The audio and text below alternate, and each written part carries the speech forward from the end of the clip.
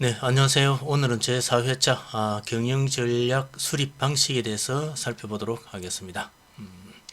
경, 앞에서 우리가 살펴본 경영전략에 대한 기초적인 내용을 바탕으로 해서 가지고 경영전략은 그러면 어떻게 수립이 되는지 그 수립 방법론에 관련된 내용이 되겠는데요. 이 수립 방식에는 크게 두 가지 접근 방식이 있습니다. 그 첫 번째가 논리적 접근 방식인데, 논리적 접근 방식은 전체 흐름을 살펴보면은 외부 환경 분석을 통해 가지고 우리가 어떤 기회와 위험 요인이 있는지를 살펴보고, 그리고 내부 환경 분석, 자사 분석이 되겠죠. 내부 환경 분석을 통해서 강점과 약점을 살펴보고, 그래서 기회와 위협, 강점과 약점을 바탕으로 해가지고 스와트 분석을 추진하고, 스와트 분석을 통해서 전략을 도출하고 그 도출된 전략을 구체화한다. 이런 게 논리적 접근 방식입니다. 이러한 논리적 접근 방식은 서구에서 체계화된 접근 방식으로 논리적으로 전략을 수립해 나가는 방식이다. 이렇게 볼 수가 있고요. 주로 환경론자들이 중시하는 외부 환경 분석을 통해서 기회와 위협 요소를 파악하고, 우리가 앞에서 배운 자원 기반론자들이 중시하는 내부 환경 분석을 통해 가지고 강점과 약점을 파악하고, 이들을 결합하는 스마트 분석을 통해서 전략 이슈를 도출하는 방식인데, 매우 논리적으로 전략이 도출된다는 점과 전략 이슈를 발생하기가 용이하다는 점 등의 장점을 지니고 있습니다. 그런데 한편으로 실제로 이를 운영을 해보면은 자원이나 강점, 역량 등을 어느 정도 갖추고 있는 조직 같은 경우에는 전략 전개가 용이하지만, 사실 갓 창업한 기업이라든지 경쟁사에 비해서 모든 게 아직까지는 열의에 있는 그런 상황이라든지, 뚜렷한 강점으로 내세울 게 정말 빈곤한 그런 상황에서는 이런 스마트 분석을 통해 가지고 전략을 도출해서 전개해 나가기가 그렇게 참 용이하지가 않다는 단점을 지니고 있습니다. 하지만 상당히 논리적이다 하는 점의 강점을 지니고 있죠. 자, 이러한 점에 반해 가지고 의지적 접근이라는 접근이 있는데요. 이거는 주로 이제 일본 기업들이 실제로 경영 전략을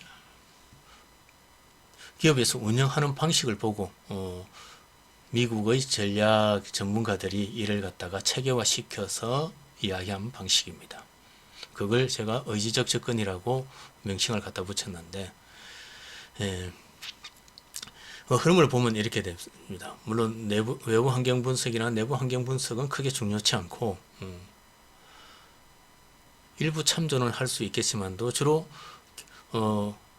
기업의 경영 이념, 우리 회사는 어떠한 목표를 달성하기 위해서 사명감을 가지고 이 조직을 우리가 만들었는가, 뭐 이런 부분을 생각을 해서 경영 이념을 갖다가 수립을 하게 됩니다. 경영 이념을 수립하고 그 경영 이념을 특정한 시점에 달성한 모습인 비전을 구체화하고, 그 구체화된 비전을 달성하기 위한 전략을 도출합니다. 전략을 도출하고 이를 구체화해 나간다. 이런 방식이 되겠는데요. 이거는 일본 기업이 수행한 방법론을 적용한 것으로서 기업의 존재 이유인 이념 혹은 사명을 설정하고 이를 구현한 모습인 비전을 형성화하고 이를 달성하기 위한 전략을 전개해 나가는 방법이다. 이렇게 볼 수가 있습니다. 이 방법에서는 경영자의 전략적 의지, 스트레티직 인텐트가 매우 중요하다고 서구의 경영 전략가들은 일본 기업들의 이런 경영 전략 운영 방식을 보고 그런 어떤 운영 방식의 흐름의 맥락에서는 경영진의 전략적 의지가 굉장히 큰 흐름으로서 영향을 미친다고 봤습니다. 그래서 의지적 접근에서는 경영자의 전략적 의지를 굉장히 강조해서 내세우고 있는데요. 이런 의지의 한 사례를 본다면은 혼다 같은 경우에 혼다의 창업주가 처음 창업했던 에피소드가 있습니다. 혼다 사장이 처음 창업을 하기 전에 어떻게 창업을 하게 됐냐 하면은 패전 이후에 혼다 사장이 자기 집사람 이 곧잘 그 시장에 가서 장을 봐오는데, 장을 봐올 때 자전거를 타고 와서 장을 봐왔습니다. 근데 집 근처에 오면은 약간의 오르막이 있어가지고 집 근처에 오면은 굉장히 힘들게 자전거를 타고 오는 모습을 봤습니다. 그래서 집사람이 조금 더 장을 손쉽게 쉽게 볼 수 있도록 할 수 없을까 하는 생각에서 그 집사람 자전거에다가 모터를 갖다가 장착을 해줬습니다. 그래서 언덕길 같은 거 올라올 때는 모터를 작동해 가지고 쉽게 올 수 있도록 그렇게 설치를 해줬죠. 근데 이게 제가 어렸을 때도 사실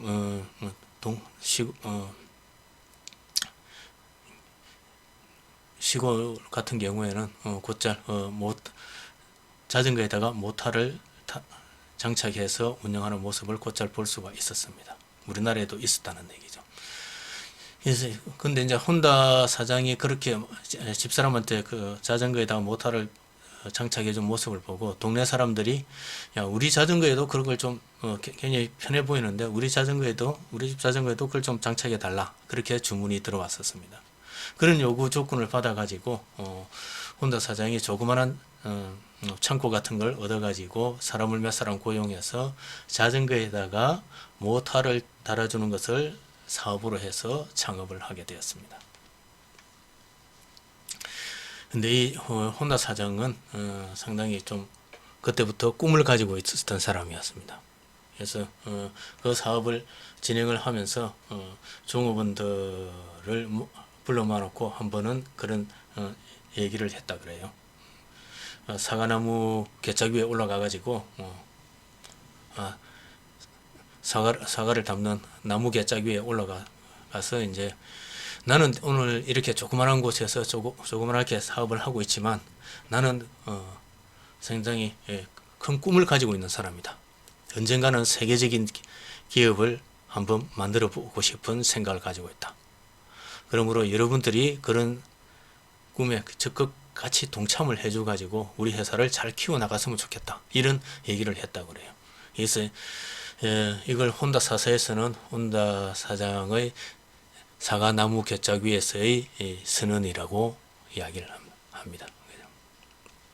혼다의 창업 선언이 되겠죠. 이렇게 창업을 한 혼다 사장은 나중에 오토바이를 만들어서 미국 시장에 진출을 하게 됩니다. 미국 시장에 진출을 했을 때 오토바이를 만들어서 미국 시장에 진출했지만 이미 미국 시장의 오토바이는 미국 제품들이 전체 시장을 장악하고 있었습니다. 혼다 제품이 그렇게 뛰어난 제품도 아니었기 때문에 시장에서 시장을 갖다가 공략해 나가는 게 쉽지는 않았지만 후에 이제 미국의 전략가들이 분석했을 때는 혼다가 훨씬 더 모든 여건이 열악했음에도 불구하고 어떻게 시장을 갖다가 혼다 사장이 전략적 의지를 불태우면서 그 시장을 갖다 미국 시장을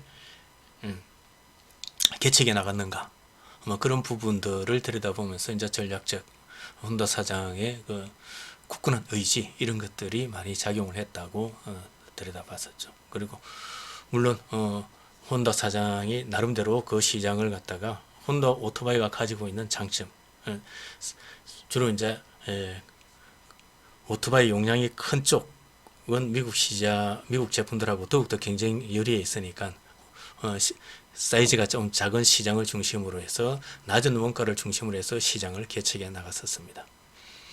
나중에는 자동차 시장도 미국에서 나름대로 어느 정도 시장을 확보해 나가는 그런 성과를 거뒀죠.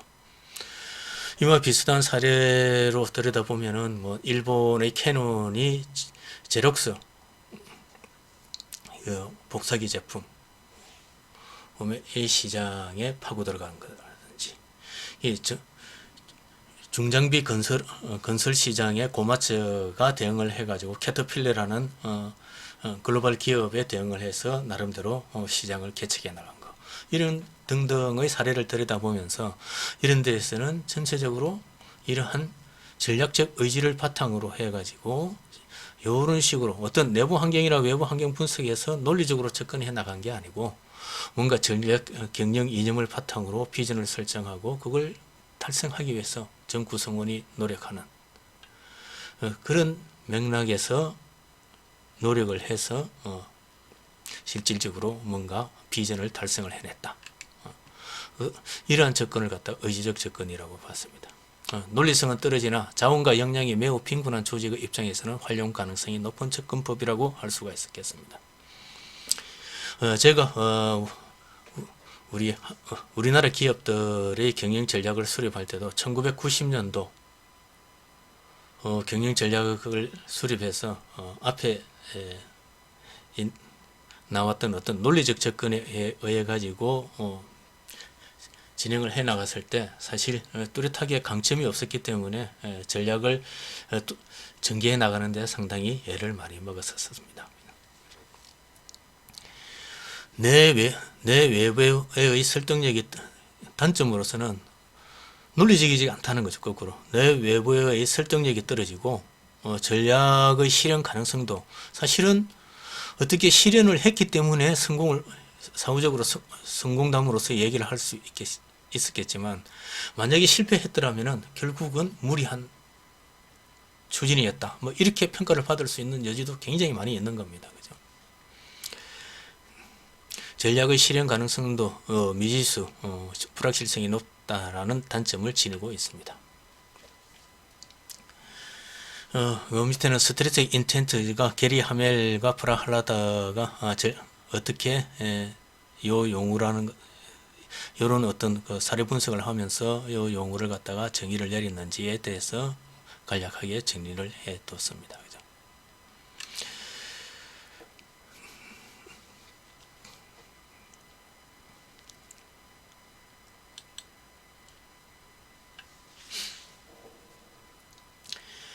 자, 경영전략 수립 방식에는 논리적 접근과 의지적 접근 두 가지 방식이 있을 수 있다고 말씀을 드렸는데 각기 가지고 있는 장단점을 다시 한번 간단하게 정리를 해본다면 논리적 접근은 장점은 논리적이고 객관성을 중시한다.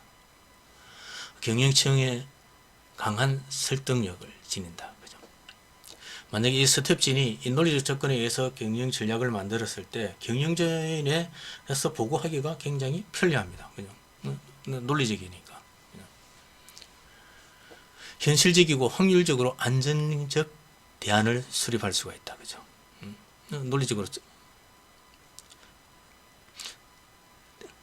전략을 수립했기 때문에. 단점으로서는 비슷한 환경 하의 기업은 비슷한 전략을 도출할 가능성이 높다. 그죠? 소트 분석을 해보면 비슷한 상황에 있는 기업은 비슷한 전략을 도출했으니까 전략이 유사한 전략이 도출되어 버릴 가능성이 있다는 거죠. 우리나라 예전에 4대 기업이 가지고 있는 사업이 거의 비슷했습니다. 그죠? 삼성, 현대, LG, 대우 4대 그룹으로 1990년도 구성이 되었을 때 4대 그룹이 가지고 있는 전략, 사업 구성 자체도 거의 비슷한 전략들로 서로 비슷한 사업을 가지고 있었습니다. 자, 부석의 상당 부분이 과거에 기반을 두고 있으므로 너무 현실에 기반한 전략이 된다. 그죠? 비전과 전략의 연계성이 취약하다. 그죠? 어떤 거대한 꿈을 담는다든지 뭐 그러기에는 사실 그렇게 되기에는 논리적으로 접근이 되기 때문에 그러기에는 조금 적당치 않다는 얘기가 되겠죠. 그죠? 그리고 주로 분석 자료라는 게 거의 과거 분석 자료를 가지고 이루어지기 때문에 미래한 어떤 원대한 꿈 뭐 이런 것을 실기에는 적합치 않다. 이런 단점을 가지고 있다는 거죠. 그렇기 때문에 비전이라든지 이런 걸 심어가지고 전략으로서 전개하는 것하고는 연계성이 떨어진다는 겁니다. 의지적 접근에 대해서 장단점을 다시 한번 살펴보겠습니다. 과감한 성장 전략을 논리적 여과 없이 수용이 가능하다. 그죠? 뭐 논리성을 내세우는 건 아니니까. 그죠?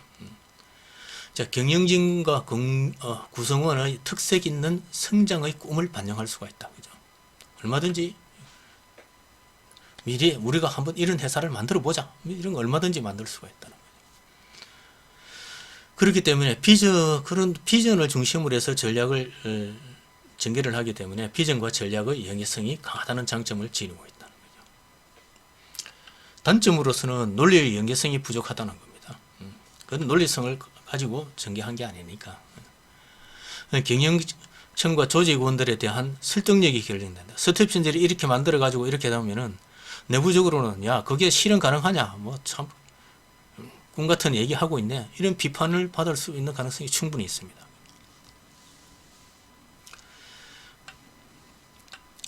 그리고 또한 상대적으로 안정성 측면이 위협받게 될 수 있는 거대한 꿈을 쫓아가는 것은 좋지만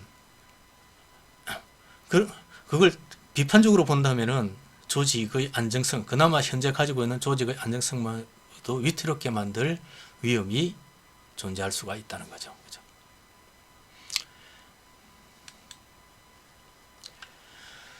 자, 앞에서 두 가지 방식의 가지고 있는 장단점을 살펴봤습니다. 근데 원래는 이런 두 가지 접근 방식이 있었는데 그 이외에 이런 두 가지 접근 방법이 하나의 통합적인 접근을 모색을 하게 됩니다. 그래서 지금은 주로 이 두 가지 방식이 통합된 통합적 접근 방식으로서 많이 운영이 되고 있습니다. 이 두 가지가 어떻게 결합이 됐냐? 이렇게 통합적 접근은 뭐 거시 환경 분석, 내부 환경 분석, 논리적 접근이죠. 스마트 분석, 전략 도출, 전략 구체화. 뭐 이런 스마트 분석의 논리적 분석의 틀하고 경영 이념에서 비전 수립을 바탕으로 한 전략 도출, 전략 구체화 이런 것이 이렇게 결합이 돼서 현재로서는 주로 사용이 되고 있습니다. 그죠? 예, 오늘날 많은 전략 컨설팅 기관들은 논리적 접근과 의지적 접근 이 둘을 통합한 형태의 모델을 가지고 운영을 하고 있습니다. 대부분의 전략 매뉴얼도 이와 유사한 형태를 취하고 있다. 조직의 위치에 따라서 스마트 분석 결과와 경영진이 제시하는 이렇게 스마트 분석에서 진행되는 결과고 경영진이 제시하는 비전 등 비전에서 이렇게 내려오는 거하고 잘 맞지 않는 경우 등 상충되는 부분이 발생할 수 있는데 실질적으로 운영을 해보면은 현재 와가지고는 워낙 대부분의 컨설팅 기관이나 컨설팅 매뉴얼들이 이러한 흐름으로 이러한 통합적 접근 방식에 의해서 되어 있기 때문에 그냥 이것이 당연한 것인 것으로 생각을 하고 이러한 운영에 있어서 어색함이나 이런 부분을 잘 인식하지 못하는 경우가 많이 있습니다. 그냥 별로 인식하지 못하고 사용하고 있는 상황이다. 그 얘기를 드린 거고요. 자, 통합적 접근 방식을 프로세스를 약간 수정하면은 모양을 약간 수정하면 이렇게 되는 거죠. 거시 환경 분석, 내부 환경 분석, 스와트 분석. 요 경영 이념 분석을 바탕으로 내려오는 비전을 갖다가 요 사이에 집어넣는 비전 수립, 전략 목표 설정. 그래서 스마트 분석하고 주로 프로세스 그 다음에 비전을 수립하고 전략 목표 설정하고 전략 도출한다. 요렇게 요 사이에 요것을 집어넣어서 하나의 흐름으로서 쭉 인식을 하는 쪽으로 대부분의 컨설팅 기관이 대략 이런 모형 비슷하게 자기 나름대로의 프로세스나 절차, 업무 매뉴얼을 가지고 있습니다. 컨설팅 기관마다.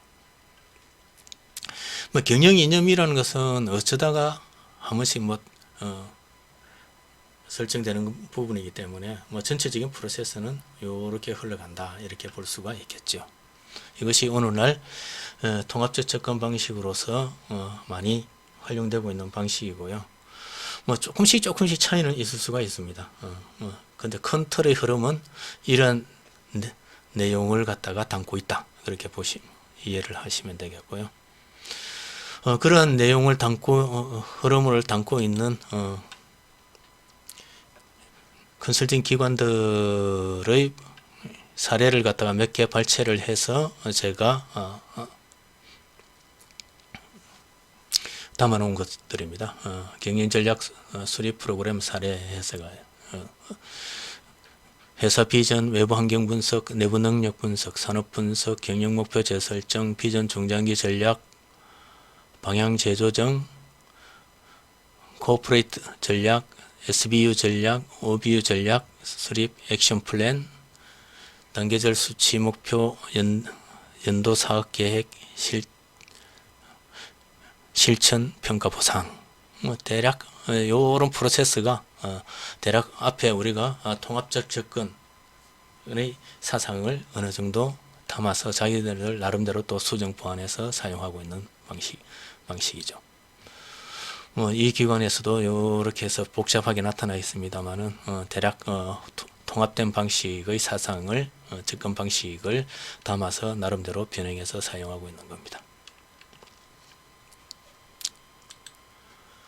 요거는 기존 요거는 옛날에 삼성경제연구소에서 그러한 사상을 담아 가지고 나름대로 업무 매뉴얼로서 정립해서 사용했던 방식입니다.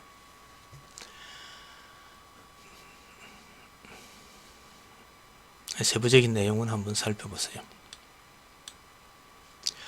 자, 오늘은 우리가 경영 전략을 어떻게 수립할 건지 그 수립 방식에 관련된 내용을 한번 살펴봤습니다. 수립 방식에는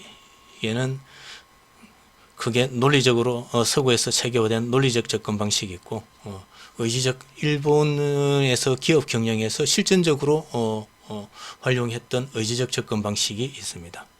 근데 오늘날 에서는 이 둘이 결합이 된 통합적 접근 방식을 많이 사용을 하고 있고 그 두 가지 방식이 통합이 되면서 사실은 그 결합된 부분에서 상당히 우리가 실무적으로 작업을 해보면은 상당히 조금 흐름이 매끄럽지 않은 어색한 부분들이 발생이 될 수가 있는데 비전과 스마트 분석에서 도출되는 전략이 뭔가 정합성이 떨어지는 그런 부분들이 발생될 수도 있고 그러긴 한데 오늘날 대부분의 업무 매뉴얼이 그렇게 되어 있기 때문에 그것이 당연한 것으로 인식을 하고 받아들이고 있다 이런 말씀을 드렸습니다. 자, 오늘 강의는 여기까지 마치도록 하고요.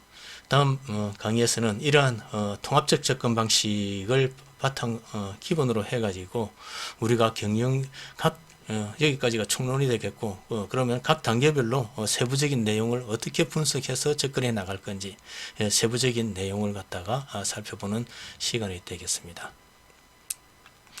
네, 그럼 다음 시간에 뵙겠습니다.